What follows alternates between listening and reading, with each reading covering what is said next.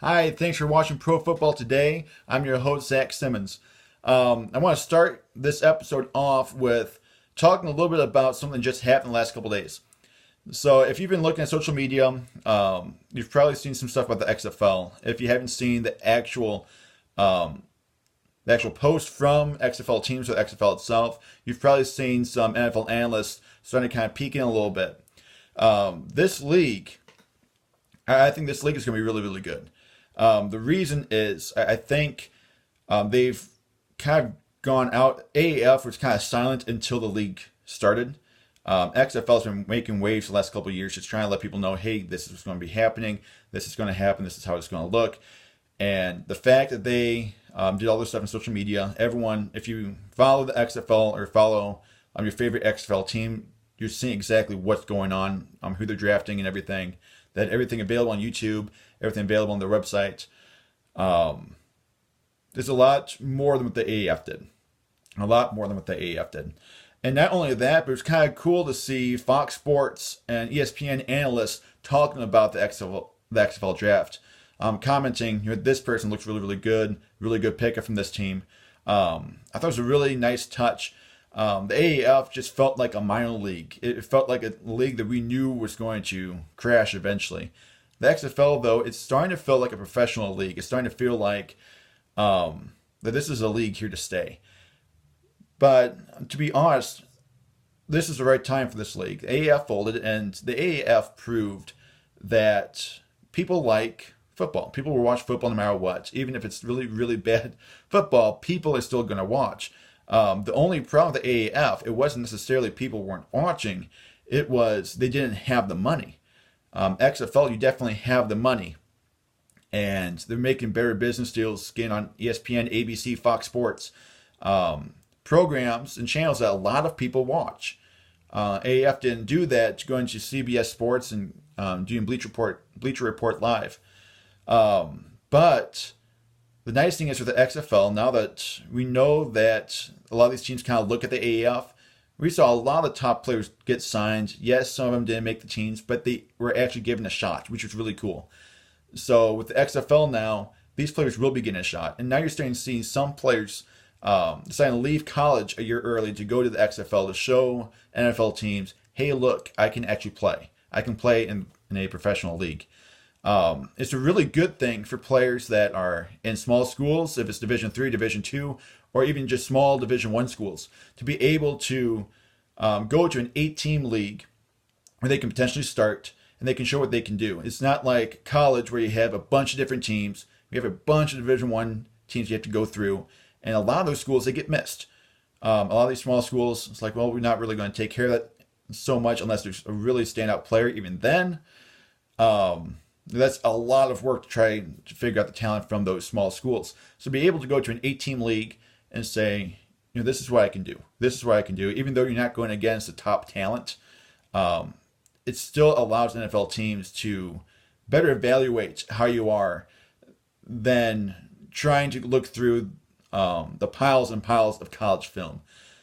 So I think it's going to be a really, really good thing. I think it's going to be interesting exactly what they're doing. But yeah, it's going to be really fun to kind of see exactly what's happening. I love that they had the draft this early. They're going to be starting minicamp here very soon. The offseason, the XFL offseason, is going to be very close to what the NFL offseason is when it comes to length, which is great. The AAF, you could tell they didn't practice with each other. They had like 2 or 3 weeks of practice before they actually started. And you can tell they just weren't in sync. XFL, I don't think you're going to see that. But that's my 2 cents right now, the XFL. I don't really have a lot of analysis when it comes to specific teams and players because we can take a look at some players and say, well, we know how they looked in the AAF, or we know how they looked in the NFL a few years back. But this is a completely different context. We have different coaches, different teams altogether. We have guys who've never played with each other before. So you can say, well, this guy looked really good. You can say, Sammy Coach, remember how he looked back in Tampa Bay? Well, we know he's going to fit this way over here. Not necessarily. Different team, different context. He might not be a factor at all. So I don't really have a lot of analysis because we don't really know how these guys are going to be. We won't know until they step on the field. But I definitely encourage you, check out the XFL. It's highly available to all football fans. It's going to be after the football season. So after the Super Bowl, you're thinking, man, I got to watch more football. Check out the XFL. I don't think you'll be disappointed by what you see.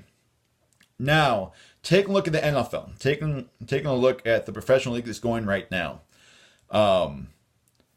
Still only 2 teams undefeated. They haven't fallen yet.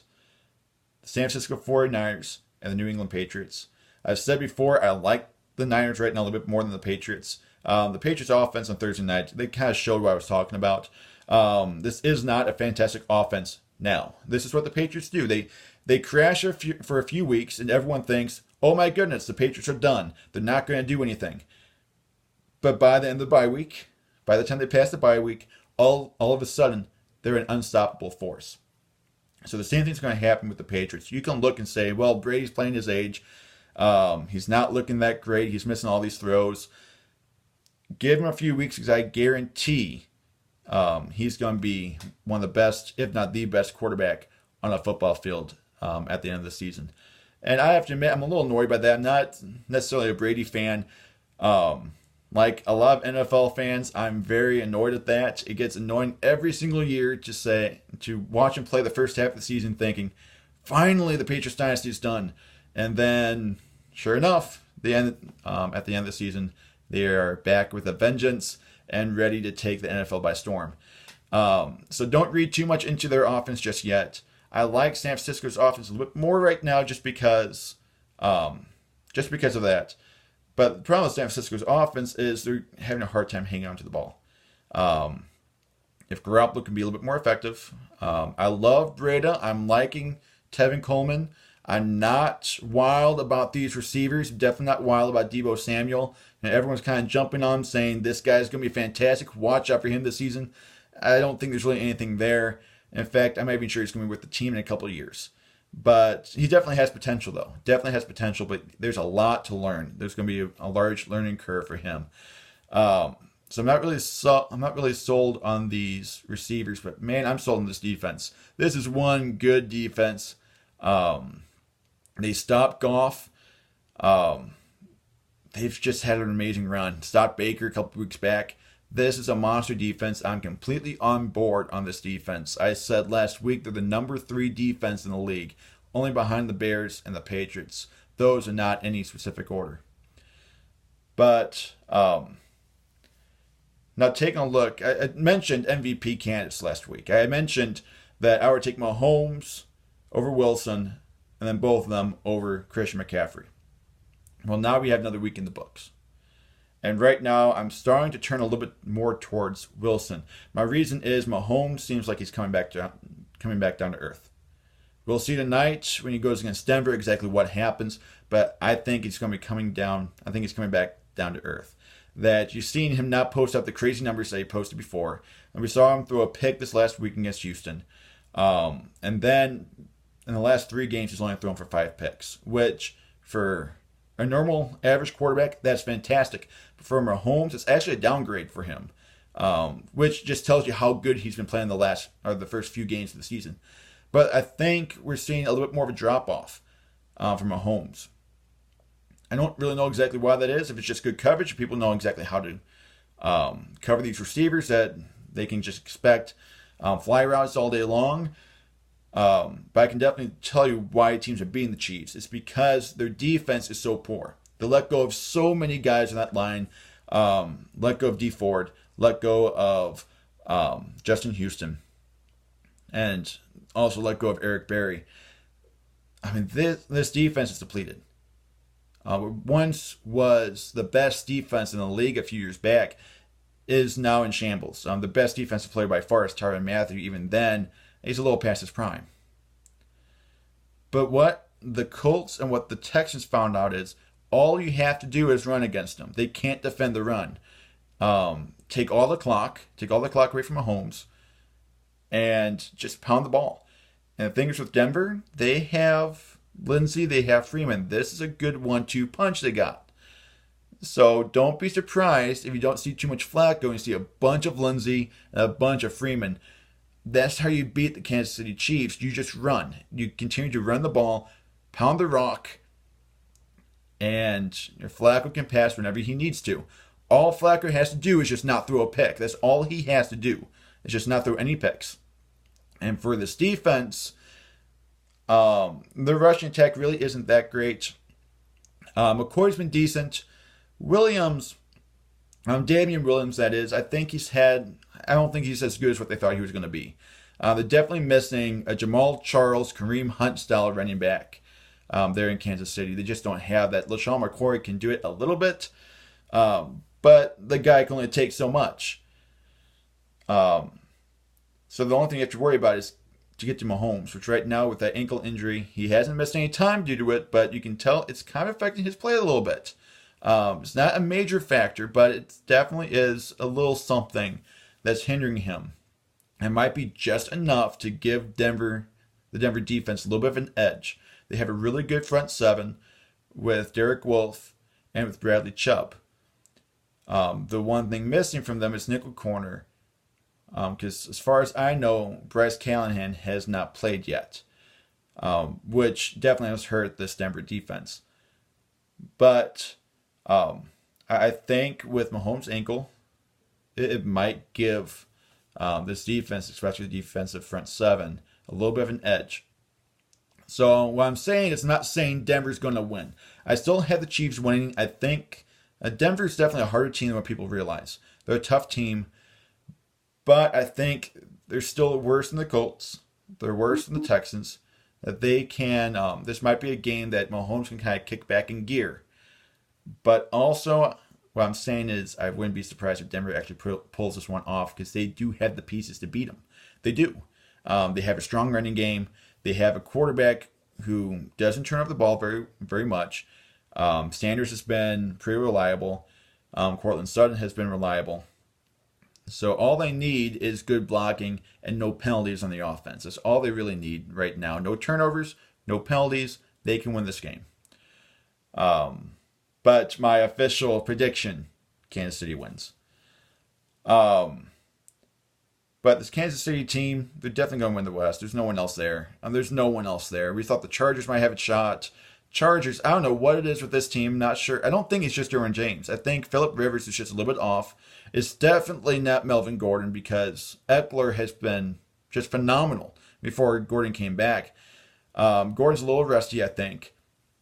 In fact, I think they probably would do better if it was just Eckler, but that's just me. But I think Rivers, he's just been a little bit off the mark. He's been off the mark just a tad bit when it comes to game-winning situations. He can dominate the game, but when it comes to winning the game, he's just a little off. I wouldn't really blame anyone else except for Rivers. And you can comment if you think that I'm completely off base, that it can't be Rivers, it's the Melvin Gordon situation, it's the defense, it's the offensive line, whatever you think it may be. There's a lot of factors, but I think the main factor is Phillip Rivers. But taking a look at the NFC West, I just got to say this. NFC West, San Francisco got this, but the Rams, not really there. But Seattle, though. So back to the point, when it comes to MVP, I think Seattle's Russell Wilson has the best shot.